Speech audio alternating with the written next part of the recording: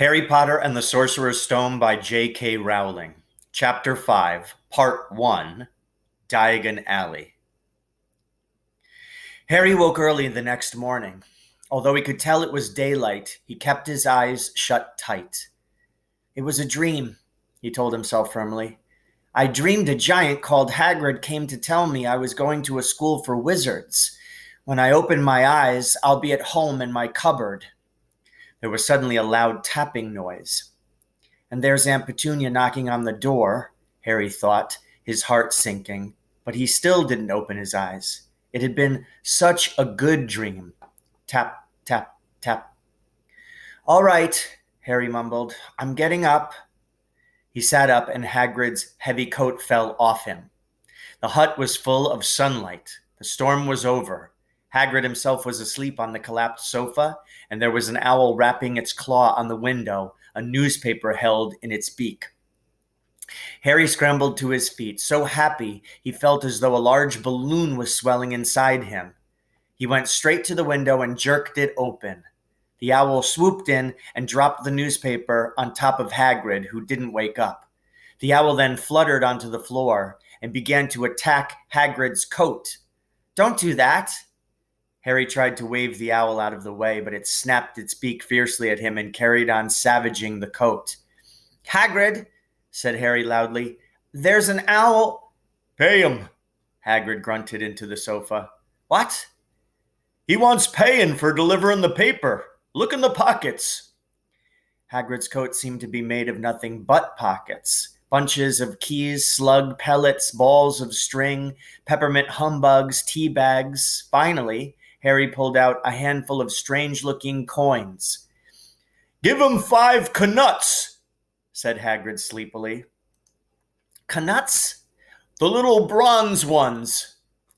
Harry counted out 5 little bronze coins, and the owl held out his leg so Harry could put the money into a small leather pouch tied to it.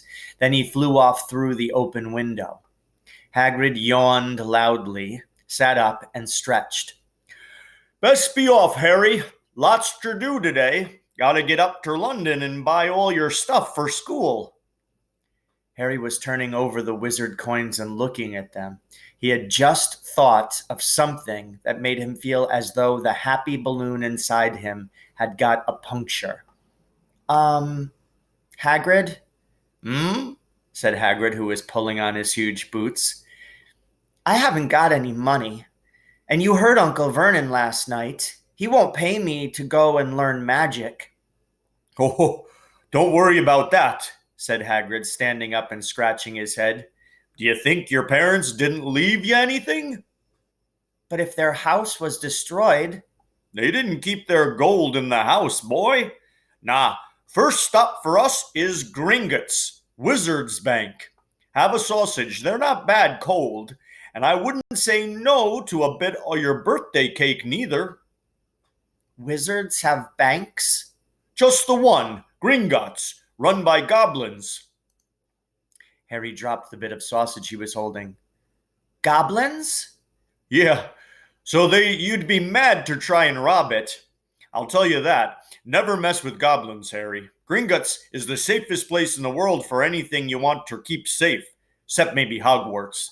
As a matter of fact, I gotta visit Gringotts anyway, for Dumbledore, Hogwarts business. Hagrid drew himself up proudly. He usually gets me to do important stuff for him, fetching you, getting things from Gringotts. Knows he can trust me, see? Got everything? Come on, then. Harry followed Hagrid out onto the rock. The sky was quite clear now, and the sea gleamed in the sunlight. The boat Uncle Vernon had hired was still there, with a lot of water in the bottom after the storm. How did you get here? Harry asked, looking around for another boat. Flew, said Hagrid. Flew? Yeah, but we'll go back in this. Not supposed to use magic now I've got you. They settled down in the boat, Harry still staring at Hagrid, trying to imagine him flying. Seems a shame to row, though, said Hagrid, giving Harry another of his sideways looks. If I was to, speed things up a bit, would you mind not mentioning it at Hogwarts? Of course not. said Harry, eager to see more magic.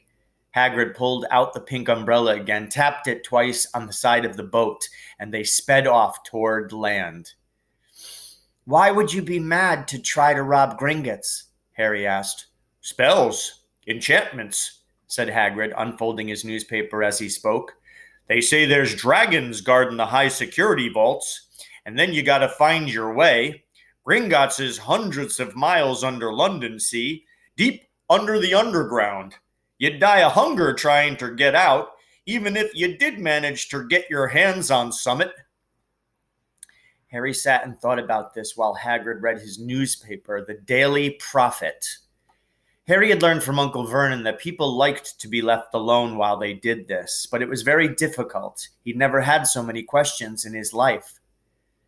Ministry of Magic messing things up as usual, Hagrid muttered, turning the page. There's a Ministry of Magic? Harry asked before he could stop himself. Course, said Hagrid.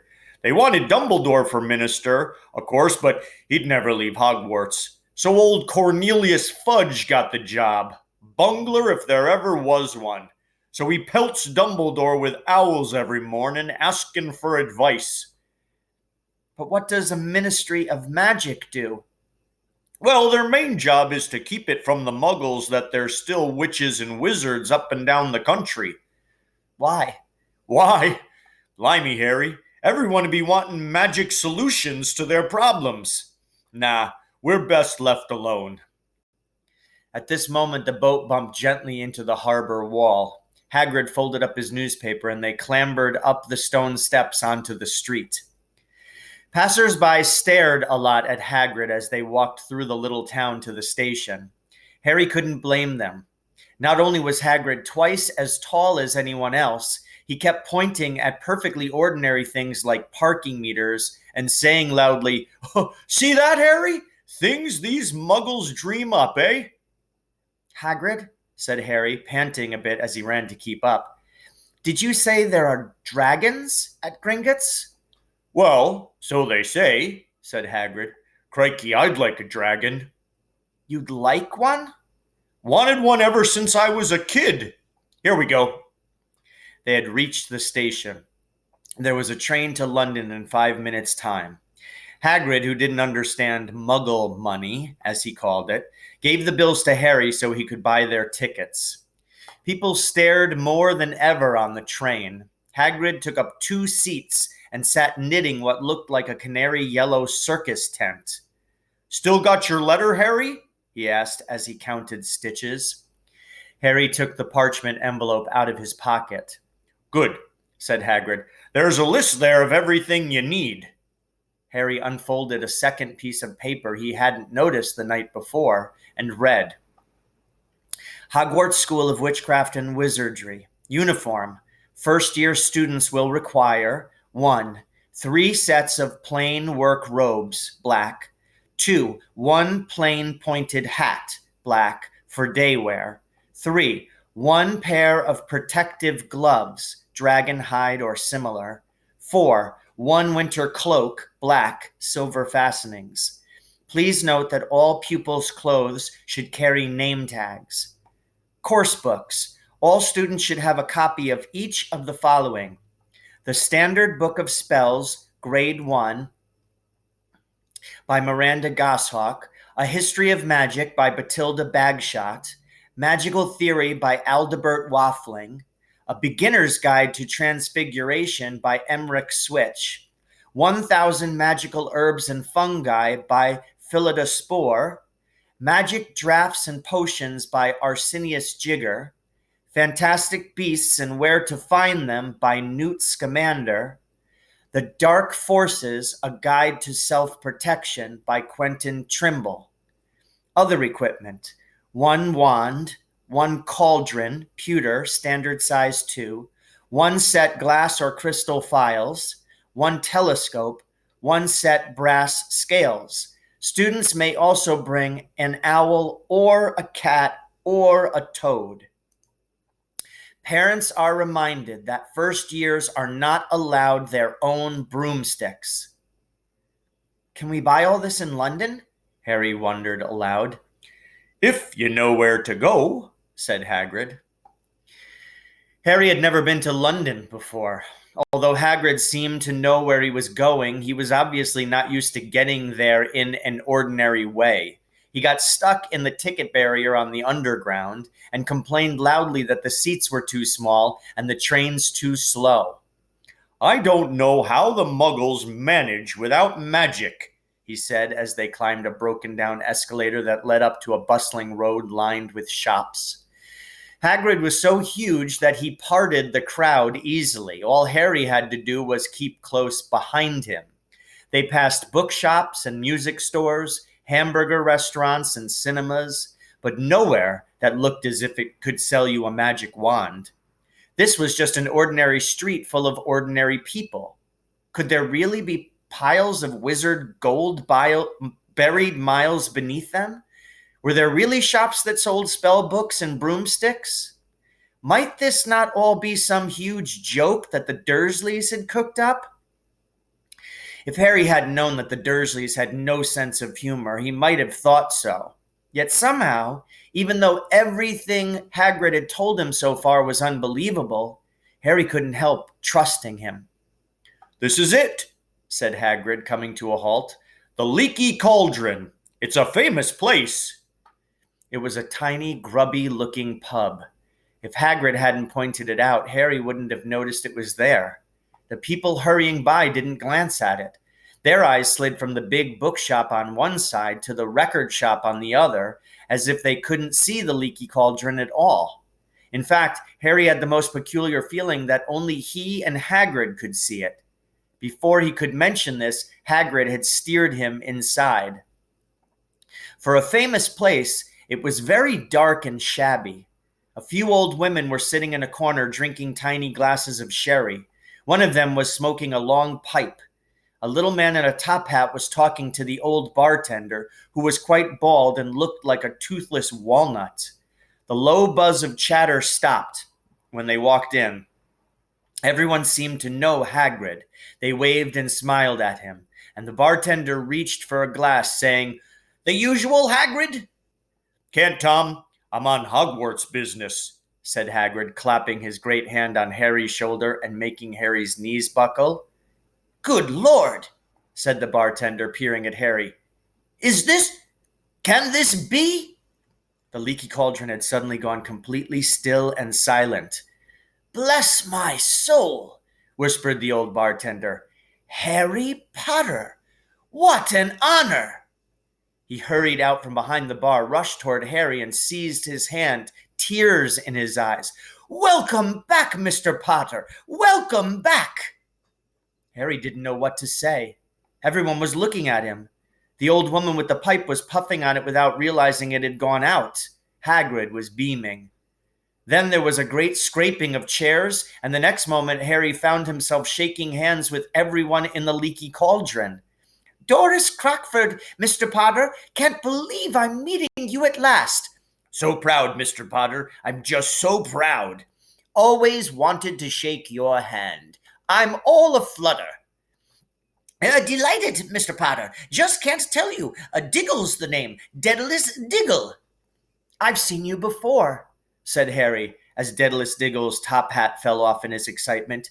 "You bowed to me once in a shop." "He remembers!" cried Daedalus Diggle, looking around at everyone. "Did you hear that? He remembers me!" Harry shook hands again and again. Doris Crockford kept coming back for more. A pale young man made his way forward very nervously. One of his eyes was twitching. "Oh, Professor Quirrell," said Hagrid. "Harry, Professor Quirrell will be one of your teachers at Hogwarts." "Potter," stammered Professor Quirrell, grasping Harry's hand. "Can't tell you how pleased I am to meet you." "What sort of magic do you teach, Professor Quirrell?" Defense against the dark arts," muttered Professor Quirrell, as though he'd rather not think about it. Not that you'd need it, eh, Potter?" He laughed nervously. "You'll be getting all of your equipment, I suppose? I've got to pick up a new book on vampires myself. He looked terrified at the very thought. But the others wouldn't let Professor Quirrell keep Harry to himself. It took almost 10 minutes to get away from them all. At last, Hagrid managed to make himself heard over the babble. Must get on. Lots to buy. Come on, Harry. Doris Crockford shook Harry's hand one last time, and Hagrid led them through the bar and out into a small walled courtyard where there was nothing but a trash can and a few weeds. Hagrid grinned at Harry. Told ya, didn't I? Told ya you was famous. Even Professor Quirrell was trembling to meet ya. Mind you, he's usually trembling. Is he always that nervous? Oh, yeah, poor bloke. Brilliant mind. He was fine while he was studying out of books, but then he took a year off to get some first-hand experience. They say he met vampires in the Black Forest, and there was a nasty bit of trouble with a hag. Never been the same since. Scared of the students, scared of his own subject. Now, where's me umbrella? Vampires? Hags? Harry's head was swimming. Hagrid, meanwhile, was counting bricks in the wall above the trash can. 3 up, 2 across, he muttered. Right, stand back, Harry. He tapped the wall 3 times with the point of his umbrella. The brick he had touched quivered. It wriggled. In the middle, a small hole appeared. It grew wider and wider. A second later, they were facing an archway, large enough even for Hagrid, an archway onto a cobbled street that twisted and turned out of sight. Welcome, said Hagrid, to Diagon Alley. He grinned at Harry's amazement. They stepped through the archway. Harry looked quickly over his shoulder and saw the archway shrink instantly back into solid wall. The sun shone brightly on a stack of cauldrons outside the nearest shop. Cauldrons, all sizes, copper, brass, pewter, silver, self-stirring, collapsible, said a sign hanging over them. Yeah, you'll be needing one, said Hagrid, but we gotta get your money first. Harry wished he had about 8 more eyes. He turned his head in every direction as they walked up the street, trying to look at everything at once. The shops, the things outside them, the people doing their shopping. A plump woman outside an apothecary was shaking her head as they passed, saying, "Dragon liver, 16 sickles an ounce, they're mad." A low, soft hooting came from a dark shop with a sign saying, "Ilops Owl Emporium, Tawny, Screech, Barn, Brown, and Snowy." Several boys of about Harry's age had their noses pressed against a window with broomsticks in it. "Look," Harry heard one of them saying, "the new Nimbus 2000, fastest ever." There were shops selling robes, shops selling telescopes and strange silver instruments Harry had never seen before, windows stacked with barrels of bat spleens and eel's eyes, tottering piles of spell books, quills and rolls of parchment, potion bottles, globes of the moon. "Gringotts," said Hagrid. They had reached a snowy white building that towered over the other little shops. Standing beside its burnished bronze doors, wearing a uniform of scarlet and gold, was... "Yep, that's a goblin," said Hagrid quietly as they walked up the white stone steps towards him. The goblin was about a head shorter than Harry. He had a swarthy, clever face, a pointed beard, and, Harry noticed, very long fingers and feet. He bowed as they walked inside. Now they were facing a second pair of doors, silver this time, with words engraved upon them. "Enter, stranger, but take heed of what awaits the sin of greed. For those who take, but do not earn, must pay most dearly in their turn. So if you seek beneath our floors a treasure that was never yours, thief, you have been warned, beware of finding more than treasure there." Like I said, you'd be mad to try and rob it, said Hagrid. A pair of goblins bowed them through the silver doors, and they were in a vast marble hall. About 100 more goblins were sitting on high stools behind a long counter, scribbling in large ledgers, weighing coins in brass scales, examining precious stones through eyeglasses. There were too many doors to count leading off of the hall, and yet more goblins were showing people in and out of these. Hagrid and Harry made for the counter. Mornin', said Hagrid to a free goblin. We've come to take some money out of Mr. Harry Potter's safe. So ends Chapter 5, Part 1, Harry Potter and the Sorcerer's Stone by J.K. Rowling.